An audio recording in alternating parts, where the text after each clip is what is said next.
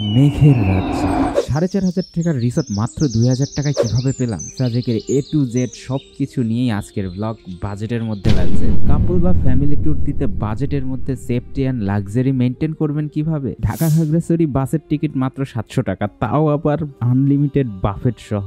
এই সবকিছু নিয়ে আজকের ব্লগ। সাজেকের বাজেটের মধ্যে luxury. Welcome to the Sajek. আসসালামু আলাইকুম সবাইকে। আজকে আমাদের সাজেক ব্লগে আমরা চলে যাচ্ছি ইকোনো বাসে। ইকোনো বাসে যাওয়ার প্রথম সুবিধা হচ্ছে এইখানে আমাদের জন্য থাকবে অসাধারণ বুফে, এবং সেই বুফে খাওয়ার জন্য আমরা মূলত এই বাসে যাচ্ছি, আর কোনো উদ্দেশ্য নাই।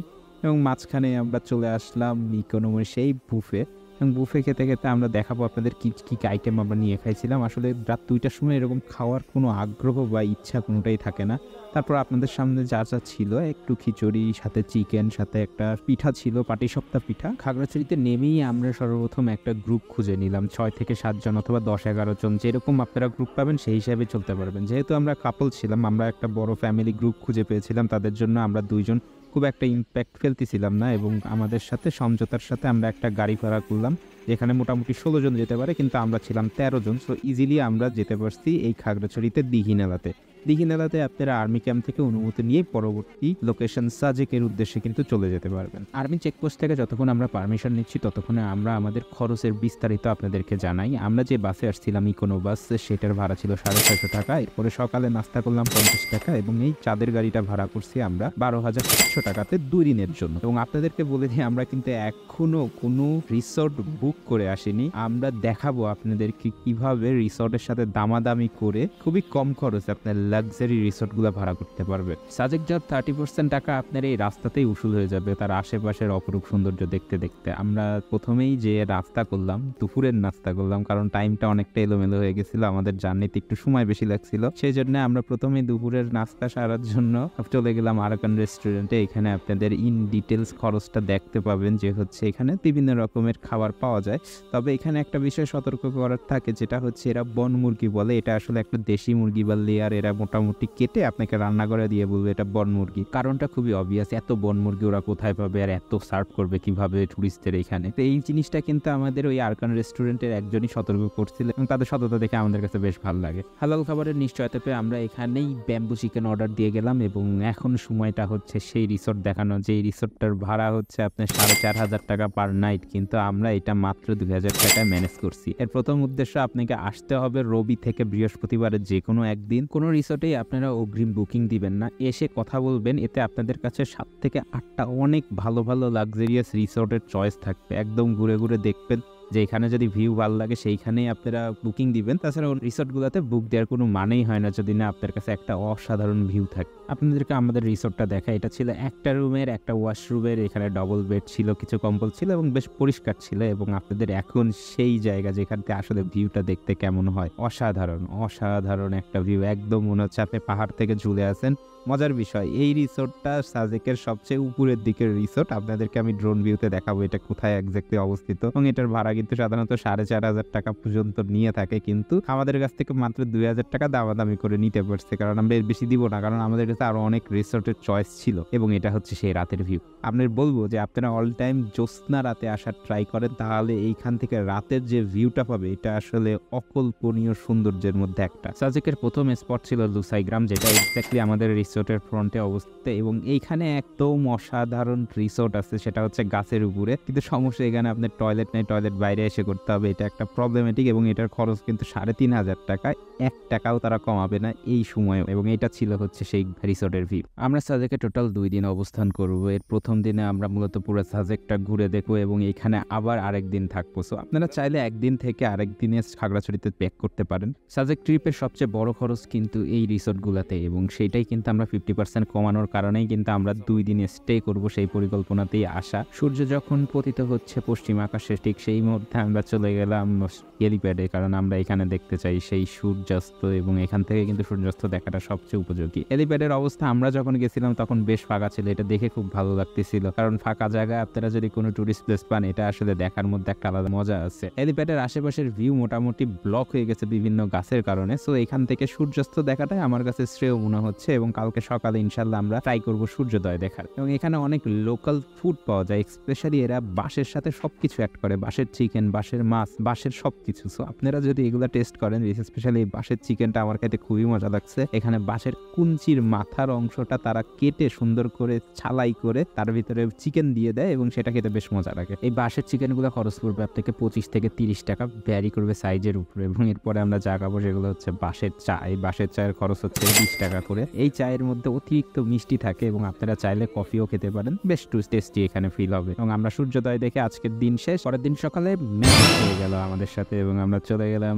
সূর্যোদয় দেখতে হেলিপ্যাডে এবং সকাল সকাল রেডি হয়ে আমরা বের হয়ে পড়লাম। দেখুন ভিউটা দেখেন আপনারা, কি সুন্দর একটা আল্লাহর সৃষ্টি, মানে অসাধারণ, জাস্ট অসাধারণ। মুখ থেকে বের হয় এই ভিউগুলো দেখার জন্য পুরো টাকা উসুল। আমরা প্রথমে সাইড দিয়ে বের হয়ে গেলাম কারণ মেইন দরজা বন্ধ ছিল। সো আমরা একটু চিপাগলি দিয়ে বের হলাম এই রিসোর্টের। কেউ যখন হাজব্যান্ড ওয়াইফ বা ফ্যামিলির ট্যুরে যায় তখন কিন্তু একটা সেফটির ইস্যু নিয়ে চিন্তা হয়, কিন্তু আমরা যখন এই পার্সনকে দেখলাম তখন আমরা বুঝলাম যে আল্লাহর রহমতে আমরা এখানে বেশ সেফ আছি। আমরা যেতে যেতে বুঝতে পারলাম যে আমাদের আজকে সূর্যোদয় দেখাটা খুব টাফ হয়ে যাবে। আশেপাশে যে পরিমাণ কুয়াশা এবং মেঘে ঢাকা, সেই জায়গা থেকে সূর্যোদয় দেখাটা আসলে জাস্ট রসিকতা ছাড়া আর কিছু না। এবং সেইখান থেকে কিন্তু আপনারা দেখতে পাচ্ছেন যে চারিদিকের ভিউটা কিন্তু সম্পূর্ণ মেঘাচ্ছন্ন ছিল এবং আমরা অনেক দূরে দেখতে পেলাম যে সূর্য দেখা যাচ্ছে, কিন্তু এটাও আধা ঘন্টা পর। এবং এটা হচ্ছে আমাদের রিসোর্টের ফ্রন্ট। এটা হচ্ছে কাইন্ড অফ হোটেল মালিকানায় আছে সাজিকের যে চেয়ারম্যান। সো সরকার পক্ষের হওয়ার কারণে আমরা বেশ সেফটি এখানে ফিল করতেছিলাম। এবং আপনাদের এখানে সকালের যে বিউটি, এটা কিন্তু আমাদের দ্বিতীয় দিন সকালবেলা,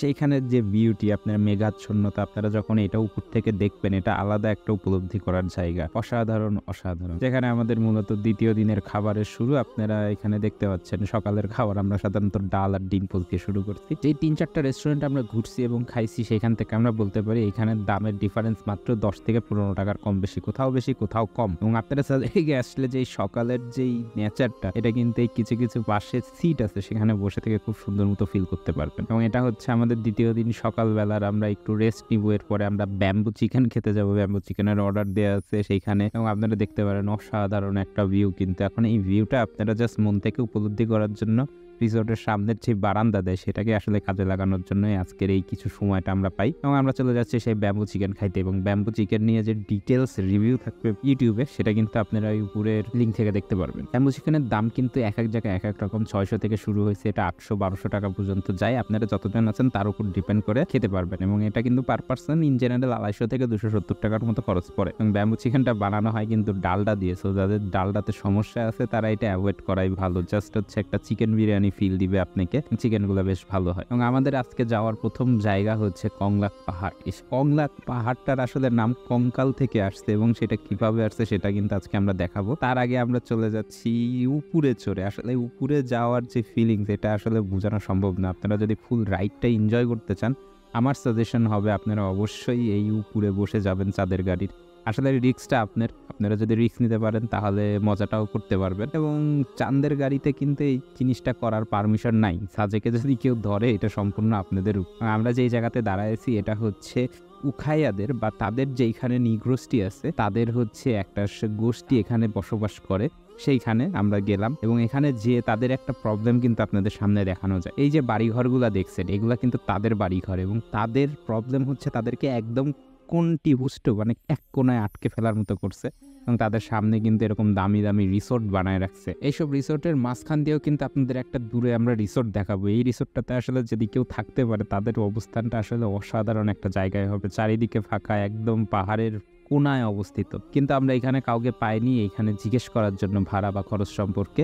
এবং আমরা যেতে যেতে চলে যাচ্ছি আজকে কংলাক পাহাড়ে। এবং কংলাক পাহাড়ের এই রাস্তাটা কিন্তু খুবই ডেঞ্জারাস। আপনার মনে হবে আপনি পড়ে যাবেন, আর যদি পড়ে যান তাহলে আসলে আপনাকে বাই ফল ডেথ হয়ে যাবে, মানে ফলগাই হয়ে যাবেন। So it's your choice. যেহেতু ডেঞ্জারাস সেহেতু মজাও সেরকম লেভেলের এবং আপনারা পাশের ভিউগুলো দেখতে পারবেন। আসলে সাজেক যাওয়ার একটা মোস্ট ইম্পর্টেন্ট ফ্যাক্টই হচ্ছে ভিউ দেখবেন, যেটা আমরা সাধারণত চোখে দেখি না। এবং এখানে আমরা যে পাহাড়টা দেখতে পাচ্ছি, ঠিক ওই যে উপরের টিপ পয়েন্টে আমাদের যাওয়ার জায়গা।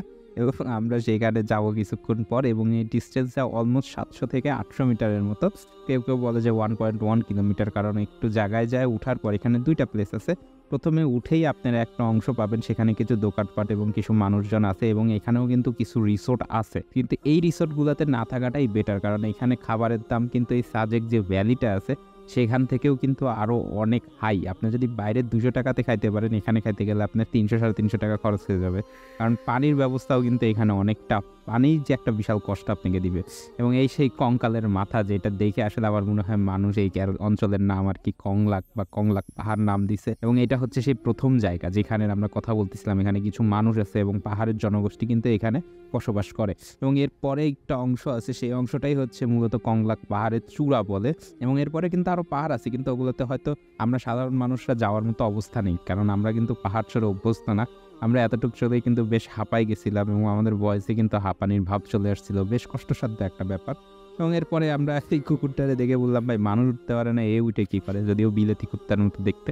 এবং উই আর গোয়িং ডাউন, এখন আমরা চলে যাচ্ছি নিচের দিকে। এবং নিচে যে আমরা পরবর্তী ডেস্টিনেশনগুলোতে যাব, আলোটিলা গুহা, রিসাং ঝর্ণা এবং ঝুলন্ত ব্রিজ, এই 3টা লোকেশন হচ্ছে আমাদের পরবর্তী টার্গেট। আমরা এখান থেকে যে আজকে রাতে স্টে করে সেইখানে কিন্তু আমরা যাব ঘুরতে। কিন্তু এই 3টি লোকেশনের মধ্যে একটি লোকেশন কিন্তু সেই ঝুলন্ত ব্রিজ। আমি যেটা ভাবছিলাম রাঙ্গামাটির ঝুলন্ত ব্রিজ, আসলে কিন্তু সেটা না, এবং সেই কারণে কিন্তু আমি একটা ধোঁকার সম্মুখীন হয়েছিলাম। সেই ভিডিওটা থাকবে পরবর্তী পর্বে, আপনারা দেখতে পারেন। চা খেতে খেতে আমাদের টোটাল কস্টিংটা আপনি কিন্তু এই মিডিলে অংশে দেখতে পাবেন যে কত খরচ হয়েছিল। এই খরচের পাশাপাশি আমাদের ডেইলি খাবারের খরচ গেছিল প্রায় 350 থেকে 400 টাকার মতো, 3 বেলা খাবার যদি আপনি খান। সো কেউ যদি বাজেট ট্যুর করতে চান অবশ্যই ট্রাই করেন রবি থেকে বৃহস্পতিবার আসার জন্য। এবং এই চাগুলো আসলে অনেক টেস্টি ছিল। এবং আমাদের শেষ সকালের ভিউ, যেটা হচ্ছে আপনারা এখন দেখতে পাচ্ছেন যে অসাধারণ একটা ভিউ কিন্তু এখান থেকে দেখা যায় আমাদের এই রিসোর্ট থেকে। এটা হচ্ছে কাইন্ড অফ কটেজ টাইপের, যেখানে কাঠের তৈরি থাকে। এবং এই ভিউটা কিন্তু অসাধারণ, একদম কুয়াশায় পরিপূর্ণ, সাথে একটু মেঘের ছোঁয়া। মেঘটা দুই পাশের যে কোনো এক পাশে থাকে, আপনাকে একটু লাকি হইতে হবে, কখনো ডান পাশে মেঘ জমে, কখনো বাম পাশে মেঘ জমে। এবং আমরা লাস্ট রেস্টুরেন্ট কিন্তু সেই আরাকান রেস্টুরেন্টেই যেয়ে খেলাম। এবং কোনো এক কারণে লোকজন খুব আনন্দিত, যেহেতু আজকে হচ্ছে আমরা চলে যাচ্ছি, তারা খুব আনন্দিত, নাচাগানা করছে।